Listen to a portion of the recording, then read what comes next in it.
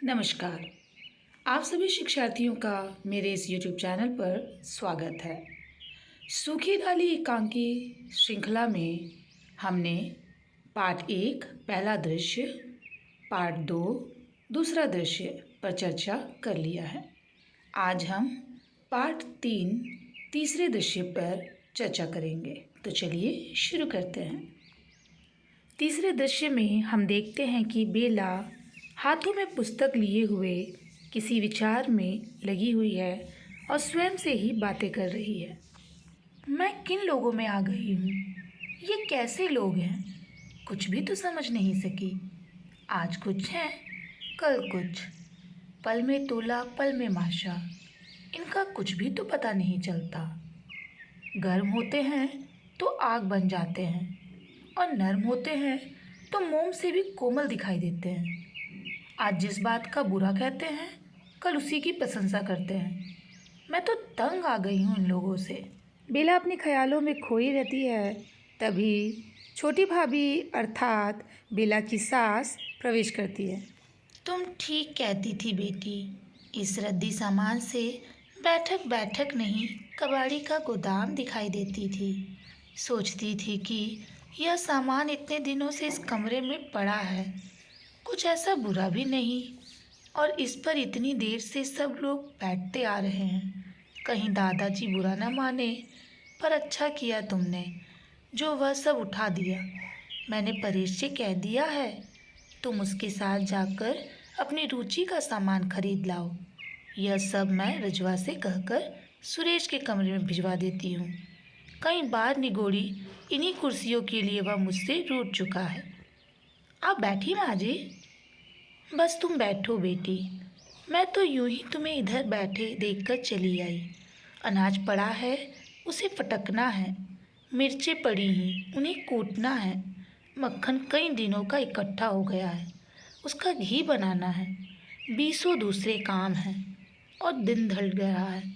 मैं सोचती थी तुमने मेरी बात को बुरा न माना हो। वास्तव में बेटी, रजवा मेरे पास आकर फूट फूट कर रो दी। नौकरानी समझदार, विश्वसनीय और आज्ञाकारी है, किंतु जो काम उसने कभी किया ही ना हो वह उससे किस प्रकार हो सकता है। आप बैठिए तो। बैठो बैठो, कष्ट न करो। मैं तुम्हारा अधिक समय नष्ट न करूँगी। मैं तो केवल तुमसे उसकी सिफारिश करने आई थी। भावुक स्त्री है, जल्दी ही बात का बुरा मान जाती है। तुम यूँ करना कि ज्यों ही नया फर्नीचर आए अपने सामने लगवाकर रजवा को एक बार झाड़ना बुहारना सिखा देना। फिर वह गलती नहीं करेगी। ना हो तो कभी मुझे बता देना, मैं उसे समझा दूंगी। नहीं नहीं, आप तुम पढ़ी लिखी समझदार हो बेटी, इसलिए तुमसे इतना कह दिया। यौन तुम ना चाहो तो कोई दूसरा प्रबंध हो जाएगा। तुम इस बात की तनिक भी चिंता ना करो। आप बैठिए तो सही। नहीं नहीं, तुम अपना पढ़ो, मैं व्यथा तुम्हारा समय नष्ट ना करूँगी। इतना कहकर छोटी भाभी चली जाती है और बेला पुनः विचार करने लगती है। इन लोगों को कुछ भी तो नहीं समझ पाती मैं। ये माँ जी एकदम कैसे बदल गई। अबे परसों मुझे इसी रजवा के लिए डांट रही थी। इनका कुछ भी तो पता नहीं चलता। बेला स्वयं में विचार कर ही रही होती है कि तभी मंजली भाभी और बड़ी बहू का प्रवेश होता है। क्यों बेटी, अब रजवा कुछ काम सीख गई है या नहीं? बुढ़िया है तो सयानी।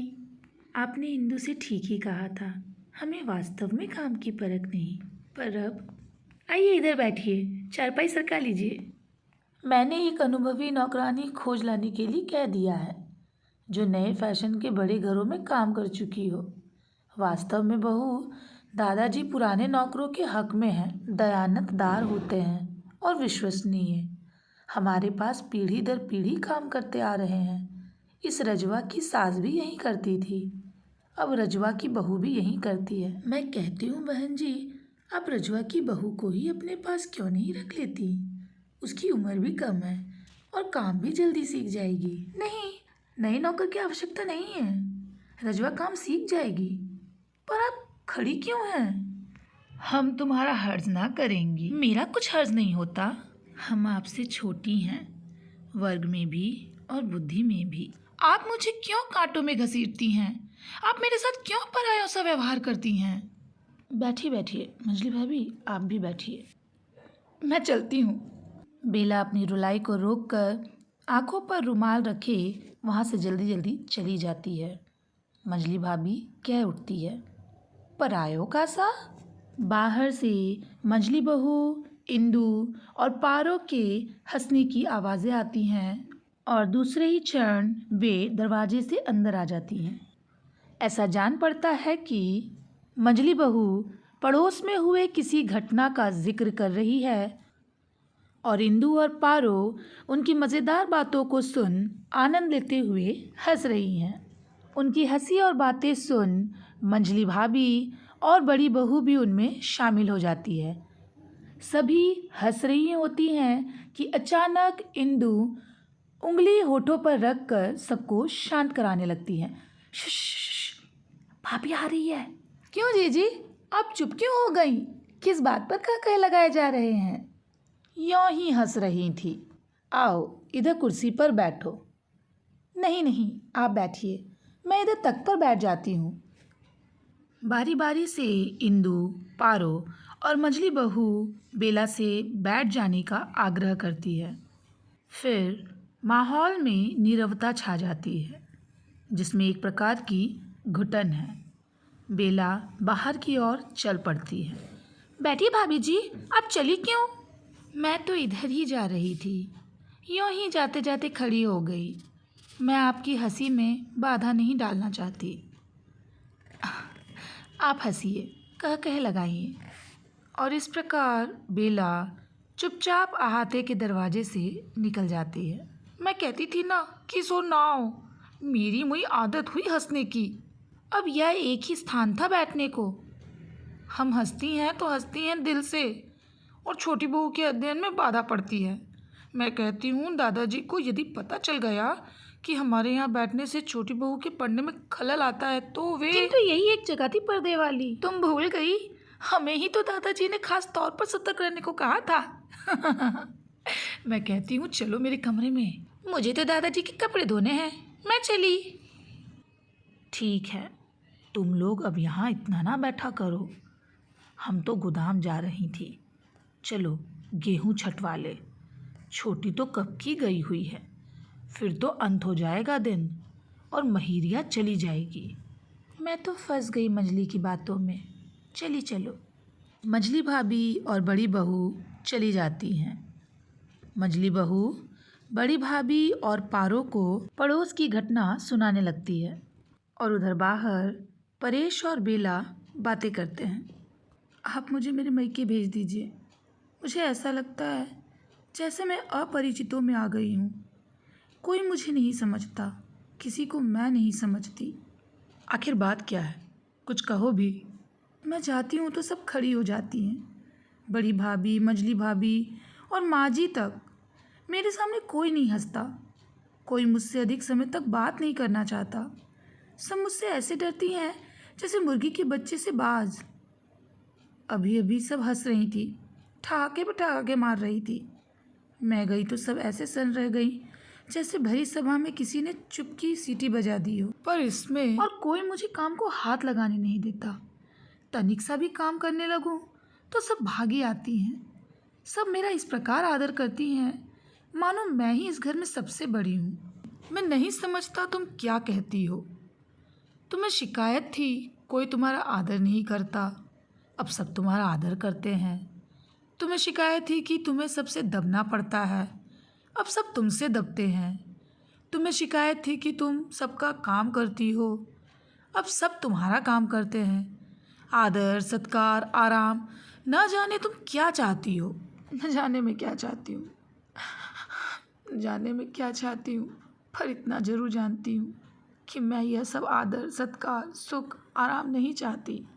बेला बाहों में मुंह छिपाकर सिसकती है। तभी इंदू का प्रवेश होता है। भाभी जी, भाभी जी, भाभी जी। हैं भाभी जी, आप तो रो रही हैं। नहीं, मैं नहीं रो रही, पर इंदू, परमात्मा के लिए मुझे जी जी करके ना बुलाया करो। तो भला यह कैसे हो सकता है? आप मुझसे बड़ी हैं और फिर आप मुझसे कहीं अधिक पढ़ी लिखी हैं। पहले तो तू मुझे यूँ जीजी करके नहीं बुलाया करती थी। मैं तो मूर्ख ठहरी भाभी जी। दादाजी ने क्या कहा था? उन्होंने सबको समझाया था कि घर में सबको आपका आदर करना चाहिए। किंतु उन्होंने यह सब क्यों कहा? मैंने तो कभी उनसे इसकी शिकायत नहीं की। शायद छोटे भैया ने उनसे यह कहा था कि आपका जी यहाँ नहीं लगता, आप बाग वाले। ओह, यह बात है। दादाजी और सब सह सकते हैं, किसी का पृथक होना नहीं सह सकते। हम सब एक महान पेड़ की डालियाँ हैं, वे कहा करते हैं, और इससे पहले कि कोई डाली टूटकर अलग हो, मैं इस घर से अलग हो जाऊंगा। और उन्हें हम सबको समझाया कि हम सब आपका आदर करें और काम करें, वह आपको पढ़ने पढ़ाने का समय दे। पर मैं तो आदर नहीं चाहती, और मैं तुम सबके साथ मिलकर काम करना चाहती हूँ। यह कैसे हो सकता है भाभी जी? हाँ, आप लोगों ने मुझे कितना गलत समझा और मैंने आप लोगों को। आप कैसी बातें करती हैं? लाइए कपड़े लाइए, मैं दादाजी के कपड़े धोने जा रही हूँ, साथ ही आपकी भी फटक लाऊं। मैं भी तुम्हारे साथ जाऊंगी, मैं भी तुम्हारे साथ कपड़े धोऊंगी। दादाजी नाराज होंगे। मैं दादाजी से कह दूंगी। भाभी जी, मुझे केवल भाभी कहा कर, मेरी प्यारी इंदु।